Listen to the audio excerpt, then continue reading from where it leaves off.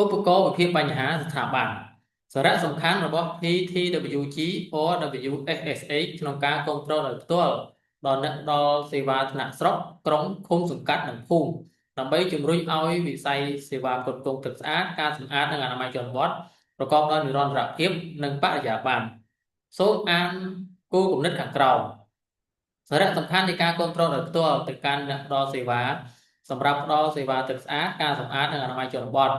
ឲ្យមាននិរន្តរភាពនិងប្រកបដោយបរិយាបន្នការគ្រប់គ្រងដោយផ្ទាល់ដើរតួនាទីយ៉ាងសំខាន់មួយក្នុងការធានាការផ្ដល់សេវាទឹកស្អាតការសម្អាតនិងអនាម័យជនបទឲ្យមាននិរន្តរភាពនិងប្រកបដោយបរិយាបន្នការផ្ដល់សេវាត្រូវការការគ្រប់គ្រងជាទៀងទាត់និងផ្ដល់ជំនួយបច្ចេកទេស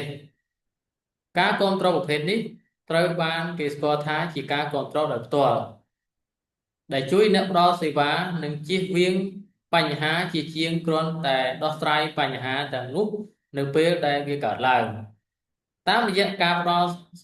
ការគ្រប់គ្រងជាលក្ខណៈប្រព័ន្ធធ្វើឲ្យអ្នកផ្ដល់សេវាអាចផ្ដល់សេវាឲ្យបានកាន់តែប្រសើរឡើង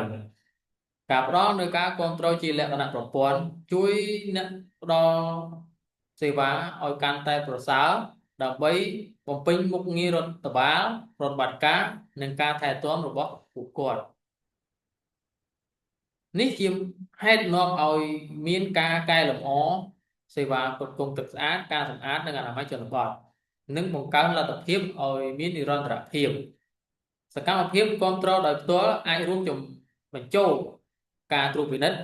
តាមដានការអនុវត្តការផ្ដល់បច្ចេកទេសការផ្ដល់ព័ត៌មានការគ្រប់គ្រងផ្នែករដ្ឋបាលឧបករណ៍វិភាគបញ្ហាស្ថាប័នពិចារណាថាតើស្ថាប័នណាខ្លះដែលទទួលខុសត្រូវចំពោះមុខងារនីមួយៗក្នុងប្រព័ន្ធទឹកស្អាតការសម្អាតនិងអនាម័យជនបទការបែងចែកតួនាទីនិងតួនាទីត្រួតស៊ីគ្នារវាងស្ថាប័នទាំងនោះសមត្ថភាពរបស់ស្ថាប័នក្នុងការបំពេញតួនាទីនិងវិធានដែលចងកាតព្វកិច្ចស្ថាប័នទាំងនោះការស្វែងយល់អំពីស្ថាប័នទាំងនោះនិងការកំណត់ភាពខ្វះចន្លោះមានសារៈសំខាន់ណាស់ក្នុងការពង្រឹងការផ្ដល់សេវា